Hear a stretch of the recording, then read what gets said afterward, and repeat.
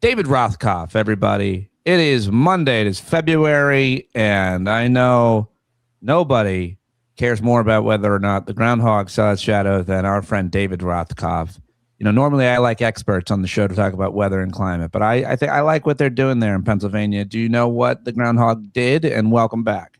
I do. The groundhog said 6 more weeks of winter. That doesn't seem very surprising since it's probably going to take 6 weeks to thaw out where we are. A lot of people are complaining that, in Washington, D.C., New York, and other places that the city isn't ready to Oh, clear come this on. Come snow. on. What a load of shit. First of all, you know, it takes a while. Secondly, I think Mamdani did a good job. From everything I hear and see, the streets got cleaned. I do see some people who have it out for him. Deborah Messing is like, oh my God, um, there were traffic delays today. And it's like, have you ever done this before in New York City? I mean, that snow gets piled up, it turns gray, it freezes like a block. People can't get their cars out of the ice. That's what happens. The mayor doesn't control that. It's just ugh, I don't politics. think I don't think Muslims Politics. I don't think Muslims are really Are able to good at that. Yeah. Yeah. manage snowfall. I mean, you can see it just by looking at some of the countries where they are What are you talking about? Those countries don't even have the problem. it's like I said. Well, we They're now good at it. They're good at it. they don't even reject snow. Yeah, look, Malaysia. yeah, Uh, Malaysia. I gotta I've been in Malaysia, and it's hot and humid, and there's no snow. no idea what to do with the snow. I have so many things I want to talk with you about. I'm very happy to see you. It's been way too long. You've been doing Way too long. great work over at the Deep State Network and on Substack and over at the Daily Beast. Lots to discuss. First one, I just ask you the what do you think of this whole Don Lemon arrest? Couldn't be better for Don Lemon. He's going to have now 2 million subscribers. He loves Don Lemon Enterprises. Nobody loves being a center of attention. I think he almost liked it, but now, all joking aside, this is the arrest of one of the most well-known, whether you like him or not, influential black, gay, independent journalists for covering a protest at a church. And I know you don't like when people break up religious services, especially Christian ones, the way that Don Lemon did, or those protesters did. Look, since the beginning of this administration, Trump has been waging a war on the First Amendment, on free expression. They don't let reporters cover the White House as they did. They don't let them cover the Pentagon as they did. They provide a constant stream of lies. He only talks to certain people that he wants to. He only provides them with lies also. All sorts of areas of transparency have been cut back. And now, he is trying to arrest, harass people that he doesn't like for coverage that he doesn't like. It's the most grotesque assault on the First Amendment that I think any of us have seen in our lifetimes. Little known fact about that church is that it's closely associated with kind of right-wing Christian nationalist groups.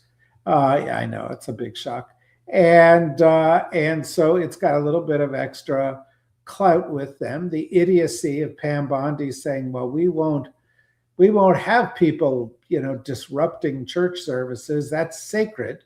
Well, you know what else is sacred? The First Amendment is sacred. Freedom of press is sacred. Thomas Jefferson said he'd rather have a free press and no government than a government and no free press. Really important issue, and yet I have to ask you about 10 other very important issues to get your take on all of them. You've been talking and reacting like the rest of the world to what's happened in Minneapolis. You've had some great conversations over at Deep State Radio and on your Substack. You just talked to the brilliant Dahlia Lithwick. I mean, historians, people are making all kinds of comparisons, Rothkopf, to the reaction that we've seen from a diverse group of Americans, especially a lot of white folks in Minneapolis, to the civil rights era and before, to the Arab Spring, the Orange Revolution. What would you call what happened in Minneapolis? How do you see it? Well, first of all, I think it's still happening. I don't think the government's really changed their plan any. I think they're reeling from the fact that their efforts to terrorize the citizens of Minneapolis have resulted in just what you could have expected they would result in, which is violence, further protests, and 2 deaths of patriotic Americans who are out trying to look after their neighbors. It's very ugly for the government, but it's worse for them in an important way. That is that, we've had Trump now as president for 5 years. Hard to believe, but 5 years, 4 and pause, and then another year. And in all of that time, the protests and the pushback against Trump have been ineffective. But what has happened here in Minneapolis is that the people have gone out into the streets and said, we will not be bullied. We will not be intimidated. We will not be afraid. We know, that we might be hurt. Alex Preddy went to a memorial service for Renee Nicole Good. So he was highly aware of the fact that he could die, that he was getting in the line of fire. And he said, we're going to do that. And so if it harkens back to anything to me, it harkens back 250 years ago to the American Revolution, when people said, we are not going to be pushed around by our government. We are going to stand up and defend our rights. And, I think that's super important because, sometimes you and I or others, we get on the DSR network, and by the way, go to the dsrnetwork.com or go to the DSR network on YouTube, where we've got a lot of subscribers. Go and watch Dahlia because it's a good conversation. But the reality is that we talk about constitutional this and rule of law that. It all seems very abstract. But what's happened is Trump's abuses have gotten to the point where average people are saying, that's my neighbor who's being dragged away. I know that little kid who's being thrown into a measles-infested concentration camp in Texas. I saw that person get gunned down. I saw them scaring people out of our neighborhood. I want to protect my life. And, I think you and I have talked about this before, that when we get traction is when individual people, regular folks, feel this touching their lives and saying, no more. We're not gonna stand for that. And that's what's happening in Minneapolis. And I hope that it inspires everybody. I think it does. I think it has. Yesterday I was in Brooklyn with my daughter. I don't think I've been to Brooklyn in a very long time, but I went to a Brooklyn brunch. Trendy. Very trendy. Very hip. I felt very hip and super old. But I looked around in that establishment, and it was young people in their 20s and 30s of every background, every ethnicity. And I started thinking, if something like that happened in a city, in a place, in a municipality like Brooklyn, or so many other places in America, like Minneapolis, you're going to have the same reaction. People are not going to stand for it. And if sadly it takes a violation of our constitutional rights to learn what our rights are, I think you can carry a gun anywhere you want where it's legal. I think you are not allowed to search people's cars and homes. I think you're allowed to protest freely and non-violently. If that's what it takes for us to learn our rights through this, it's a high cost, but it does seem... And it's super important because you also have a right to a fair trial, to due process. You also have a right to vote. And right now we've got all sorts of signs that Trump is terrified that he's going to lose in November and he's going to cheat. And he's, sending the director of national intelligence to Fulton County, Georgia, to pull out, voting records. And he's got the attorney general trying to bully the governor of Minneapolis into giving over voting records. And, what are they going to do? They're going to go and try and cook up a bunch of stories that gives them the opportunity to delay elections, pause elections, regulate elections, not let certain people vote, question the results of elections. And that is another right that is going to be at risk unless people stand up for it with their cameras, stand up for it in the cold and in the heat and say, we will vote, we will get our word across, we'll produce the change that we need to have in this country. They got Trump on tape, talking to some group of Republicans going, you got to stop that. You got to stop them because otherwise they're going to impeach me. And, God willing, he's right. lots to unpack there. Or just to ask you, follow up. Why was Tulsi Gabbard in Georgia? Why? Apparently, I mean, there's a Wall Street Journal story out about it today. And a New York Times story about it. There's a Wall Street Journal story out about a whistleblower case against Tulsi Gabbard. It looks like she was there to oversee this warrant service against the Fulton County Election Office, where they took 700 boxes of records out of the Fulton County Election Office. But the only way to rationalize having her there would be if there is an allegation that some foreign power was meddling with the election results. And Trump today, again, Monday, said, we're going to see things coming out of this. And of course, he doesn't have to prove anything. All he has to do is come up with some fabricated story that is credible enough for Fox and News Nation and all these twits to repeat it. And then a bunch of Americans will go, see, you can't trust these results. And that'll say, well, we have to send in the military, or we have to supervise, or we need to have the records because it looks like, foreign governments are stealing our data. And so we have to have special emergency powers to steal these records.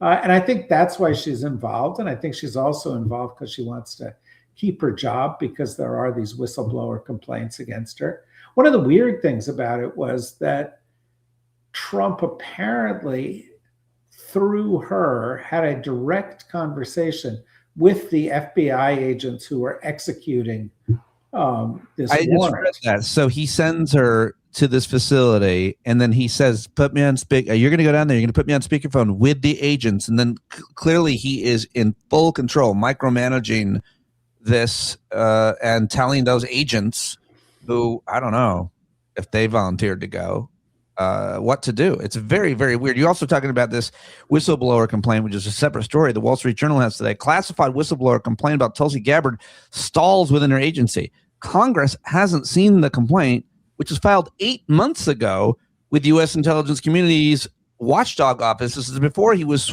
inaugurated and before she was sworn in as the director of national intelligence. It's crazy. Look, it was crazy to make her the director of national intelligence. It was grossly irresponsible of him to nominate her. It was grossly irresponsible of the Senate to confirm her. She had very strange ties to the Assad regime in Syria. She had very strange sympathies on and off again with regard to the Russians. She's the member of a cult. Her positions on issues have been extreme at times and downright weird at times. And this is precisely the kind of person who, when you get a whistleblower complaint like this, you want to get it to Congress and have an independent investigation. They've quashed it. Just like I suspect there are a lot of other investigations that have been quashed at DOD and in the FBI and in the DOJ, because right now Trump has loyalists running the government who believe that their most important responsibility is to serve Trump rather than the Constitution or the people or the places they work. What do you want to say about this latest document dump from the Epstein files? Apparently that's all we're going to get. I'm sure it's not, but that's what the Department of Justice is saying.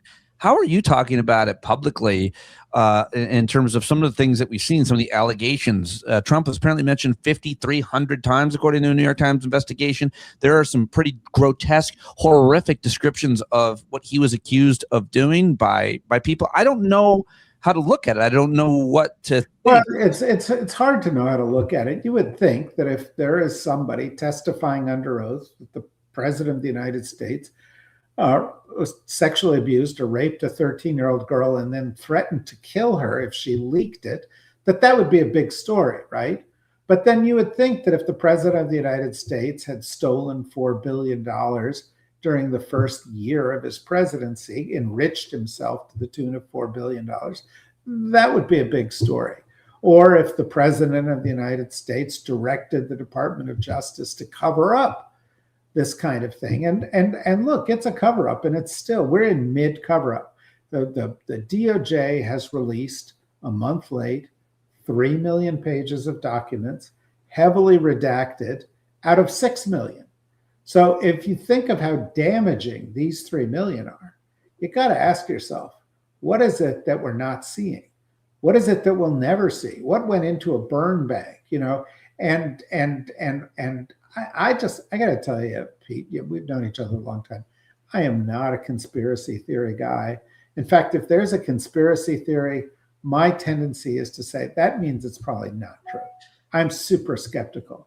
But I think in this case, there is something within the Trump-Epstein relationship that is so dark, so terrifying to Trump, that he is willing to run the risk of perverting the course of justice in the United States in a potentially public way involving thousands of people in order to keep it buried. And by the way, there was another thing that was in the Epstein file that was released, I don't know, in the past few days, in which there's an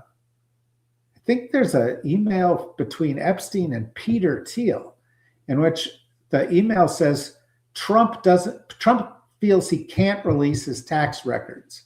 What should we do about that? And it's like, okay, why can't he release his tax records? Why is Trump telling Epstein that he can't release his tax records? And what did Peter Thiel do? And why were they having the conversation with Peter Thiel, data specialist? It's very, very fishy. Listen, I'm with you on my view of conspiracy theories, especially someone who has a platform that's, been small, big, medium, whatever. I'm just always very wary of all of it, the way that you just described. But I did see a lot of like lower tier, less reliable, websites like the Daily Mail and the Hindu Times and so on. But I mean, this is based on, I just want to throw one theory out to you, that Jeffrey Epstein was operating a large-scale, like honeypot entrapment scheme using seduction to gather compromising information, or compromat, as the Russians call it, on powerful individuals. And the theory is that Epstein and Ghislaine Maxwell, whose dad was involved in all kinds of dark arts, were not merely trafficking minors for pleasure, but were running an influence operation connected to intelligence agencies, including the guy who used to run the KGB and now runs Russia, who apparently Epstein had conversations and meetings with Vladimir Putin. Now, just smoke. It's a lot of dots. I don't want to connect them, but sounds pretty real, like. Right. And Ghislaine Maxwell's father was involved allegedly with the Israeli intelligence service, the Mossad. There were rumors that Epstein was involved in with Israeli intelligence as well. For sure.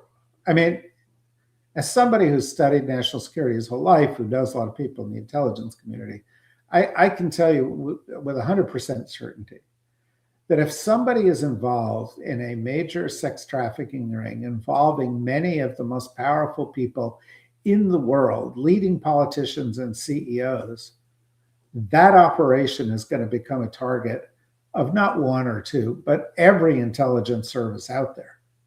Just like Mar-a-Lago, when Trump made Mar-a-Lago his sort of away White House, and all of a sudden you could wander in to Mar-a-Lago and wander around Mar-a-Lago. How many intelligence services do you think did that? I'll give you a short answer. All of them. Yeah. And I think that that's true with Epstein too. Was he actively involved in giving information to the Russians, or was he bullied by the Russians into giving information, or was he paid for information, or was he a useful idiot, or was it the Israelis, or both? Who knows? Who knows? All I know is Trump is running scared, and there's still half of these documents that we haven't seen yet. Still half of them that we haven't seen yet. It's so hard to follow and to keep track of and to know what's in it. I do feel, as a result of what we have learned, you've seen more and more people in MAGA turn against him, influential people, podcasters, athletes, and others. And I also want to connect that to... I love when you sort of list influentials and you go, start with podcasters, because who could be more influential than a podcaster? Well, I mean, it's easy to make fun of podcasters, but they do have the biggest audiences of any YouTubers, podcasts. Look, everybody is turning on MAGA, right? Because some people aren't getting their health care. Some people are getting the measles. Some people are seeing that he's not being honest about Epstein. Some people are seeing that billionaires are getting tax cuts and they're paying more. Some, as we have discussed over and over and over again, this is the chickens are coming home to roost. Did you see the SNL skit on Saturday night? So funny. About the mother who decided she's going to admit that she can't support Trump anymore. It was very funny, but it was really on the nose. I think that's happening in a lot of places across the country right now.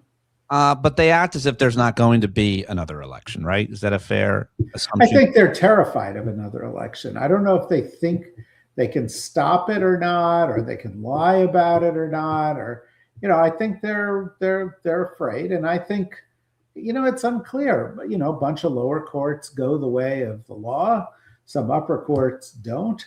Supreme Court, pretty dodgy operation these days. There's a story out today. The Chief Justice of the Supreme Court, for the first time in the court's history, is requiring court staff to sign NDAs so they don't reveal to the press what's going on inside the Supreme Court. We're at a moment of maximum opacity in the U.S. government. In other words, no transparency. And I think it's unclear, but I think it's fair to say that Trump had a very bad January. Virtually everything he wanted to get done blew up in his face. And polling data reveals his support is plummeting. The value of the dollar is plummeting. The thing about Donald Trump is he's got no plan B. He has, ask yourself, what are the big legislative initiatives the Republicans have going right now? They're none. They're none. They're not doing anything. No. So all they're doing is annexation. Well, that's not going to happen, but all they're doing is they're trying to protect Trump and trying to limp to the midterms and find a way to steal them. But, the Republican majority in the House is down to one person. All it takes is two people to say, we're not with you guys anymore, or two people to get the measles. And, the picture of American politics could change real fast in the course of the year ahead. And I'm not even talking about Trump's cankles and his weird, claw-like gray hands. I'm not talking about the fact that, how many Americans go to bed at night or wake up in the morning and the first thing they do is check their feed to see if Trump is still with us. Yeah. You wrote a piece over at your Substack. Everybody should subscribe to, if they're not already. Need to know, davidrothkopf.substack.com. You wrote a piece titled "Trump is Evil. It's time we stop lying to ourselves about the threat we face." I don't know. Make the case. The case that he's evil? Yeah, I'd say it's easy for me to make the case that he's evil, because the reality is, take any definition you've got for evil. The word evil means to transgress. That means you are taking known boundaries and your guidelines for society, and you're breaking them, violating them. Do you think he knows that he is breaking the law when he steals, or when he sells influence in the U.S. government, or when he rapes somebody, or when he defrauds somebody, or when he gives tax breaks to his friends and takes ends cancer research for children? There's a death toll to this administration. Let's set aside all the moral lines that have been crossed. In the first administration, you can take your estimate, 200, 300, 400,000 people died, according to scientists, because of Trump's deliberate, political motivated mismanagement of COVID. In the first year of this administration, it's estimated that 600,000 people died because Doge, without thinking, shut down USAID. Of those 600,000, 400,000 were children. What is the result of shutting down cancer research? What is the result of shutting down research on diseases that, or save lives, or ending people's healthcare coverage, or pumping fossil fuels into the air? In every way where there is a choice to be made, Donald Trump and his administration have chosen to break laws, to hurt people, to weaken the United States, to attack our allies, to strengthen our enemies. And to me, when you have that pattern and you've got all of that evidence, then you have to say, no, this is not politics as usual. This is evil. And why does it matter?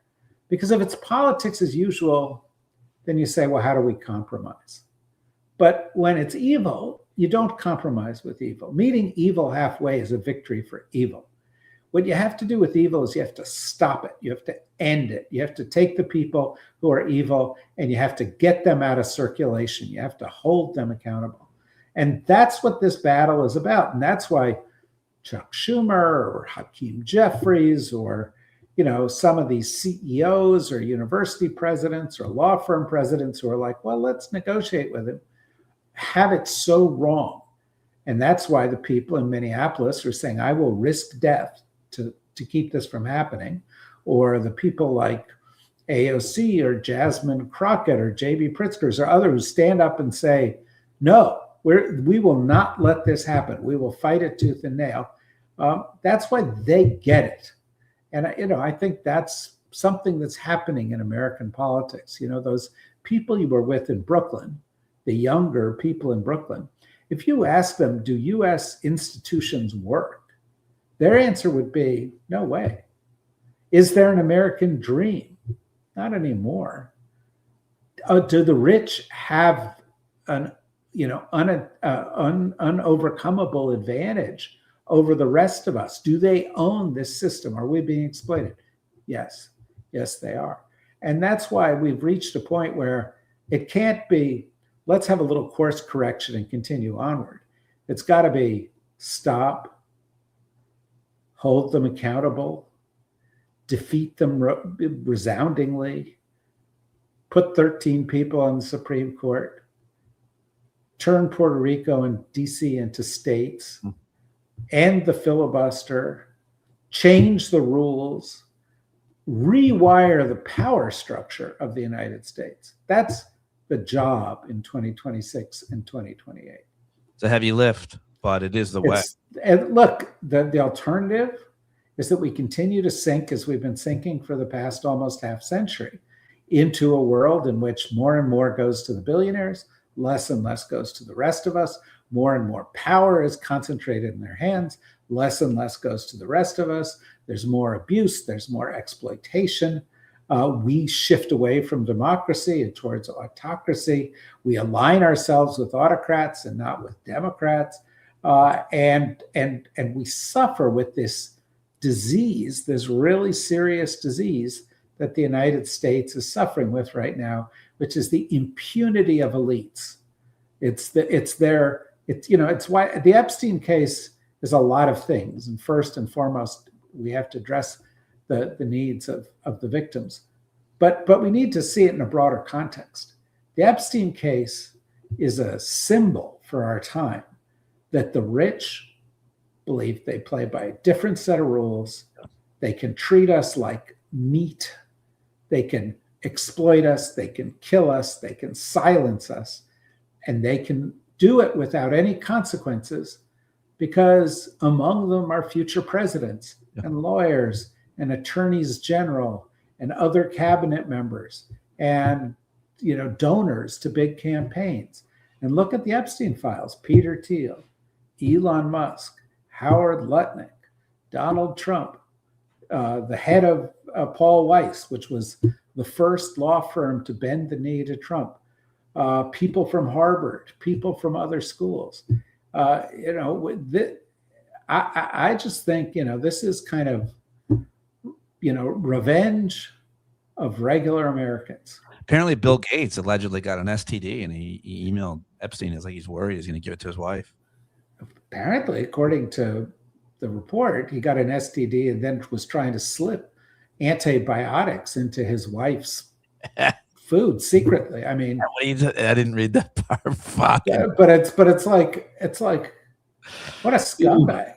Oh, what a scumbag. And that's the thing, these people that, Forbes and Business Week and Fortune Magazine and CNBC, we need the business community. These people are our leaders. These are the visionaries that will get us to tomorrow. Bunch of greedy scumbags. And I'm not against capitalism. I'm against capitalism the way it's practiced in the United States.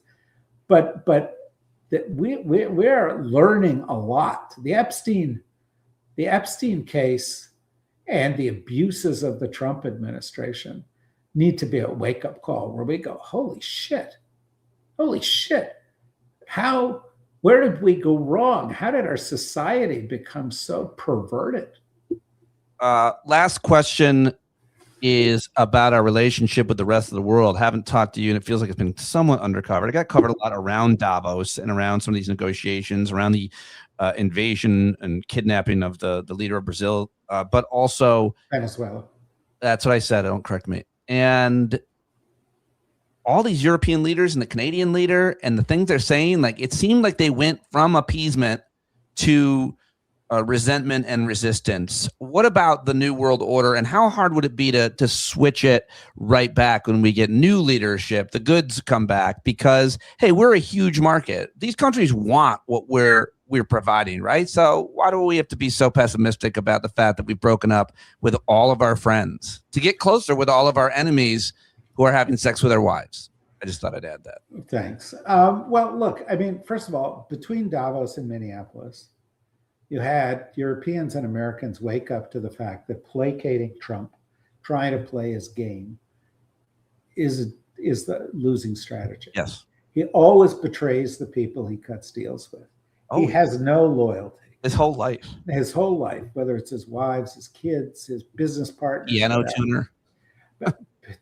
tuners. Like everybody he hired to do work. He just doesn't pay him. All right. And so, the Europeans were like, hey, what if we tried something different? Now, who did it first was Xi Jinping. Xi Jinping said, we're fucking China, dude. You want to come at us? Come at us.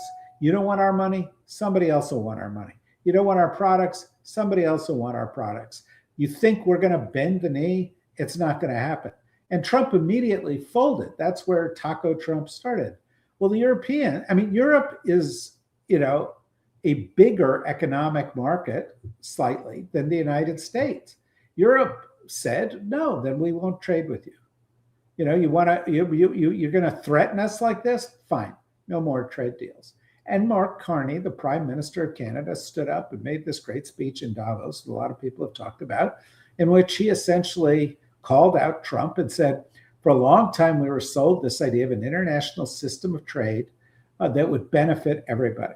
And now we've discovered that the same system can be used by the most powerful countries as a way of leveraging and coercing smaller countries.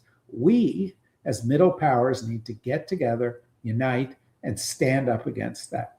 And it was a very powerful speech. I think in 50 years of Davos, only 3 speeches have got a standing ovation. It got a standing ovation. And where does it lead? Well, the Europeans are now saying, no, we're not going along with this. We're not going to be intimidated on Greenland. We're not going to be intimidated, by your bullying on NATO. We'll find a way to go it alone. And at the same time, the people of Minneapolis are saying, no, we're not playing politics as usual. We will videotape you. We will show you for who you are. We will stand up to you. If we've got to shed our own blood, we will shed our own blood. And I think that's, why January was a huge turning point for Donald Trump because people realize they're not going to fall for his bullshit. And you see here now in his base erosion, more people speaking out against him. And it's not just Marjorie Taylor Greene or Thomas Massey or Rand Paul. You have the largest red county in America in Texas swinging 30 points, and for the first time in 50 years, electing a Democrat rather than a Republican. You have polling data that says people are not going to put up with this anymore. So is 2026 going to be a fight? Yeah. Are they going to try to cheat? Yeah. But there are some encouraging signs as we begin this new year. There's signs, to go back to your opening reference, that this, Groundhog Day is not going to mean that we're going to repeat this year what we did last year. That winter may actually come to an end, and there may be a kind of springtime of reawakening and resistance and clarity and courage that'll put an end to the reign of this guy. I have a piece coming out in the Daily Beast any minute now, so your people can go and read it, in which I said this is the worst person in America. Donald Trump is the worst of us. And the fact that he's become president is something that we will all be ashamed of forever. But job one is let's put an end to this. So well said. The only thing second to talking to you is listening to you and reading you. We're at the Deep State Network, over the Beast, at your Substack. I always love getting to read that stuff and then ask you these questions and have a conversation with you. It makes me feel powerful and handsome. Well, if I could do that, I have more resources than I thought I had. Yeah. And if people can go to the DSR network and just go to YouTube, we'd love it if they go to dsrnetwork.com and support us, but just go to the DSR network on YouTube and subscribe and follow what we're doing, because we've got experts talking about this stuff every day. We've got the daily podcast that we do with the New Republic. We've got a lot of stuff that I think is very complimentary to what you're doing here, Pete. And so, that's why I come visit you all the time. And I hope that, we're all part of an effort to raise awareness of the right way to proceed. I'm just here to get rich. And how's that go? I mean, amazing. Look at me. No, it's true. You look rich. In fact, it's that Jeff Bezos haircut. And physique. Yeah, no, it's you've got that. You look like Jeff Bezos. Bezos neck muscles on. Yeah. Riches in the eye of the beholder, and I always feel affluent when I get to talk to you. Thank you very much for joining me. DSR Network. I listen to it every day. They put great stuff out every day. If you are not subscribed to their YouTube, you're an idiot. Go subscribe. Put a paid subscription at the DSR Network. You know what an idiot is? Can I tell you one last thing that's an idiot? I think I've told you this. 25 years ago,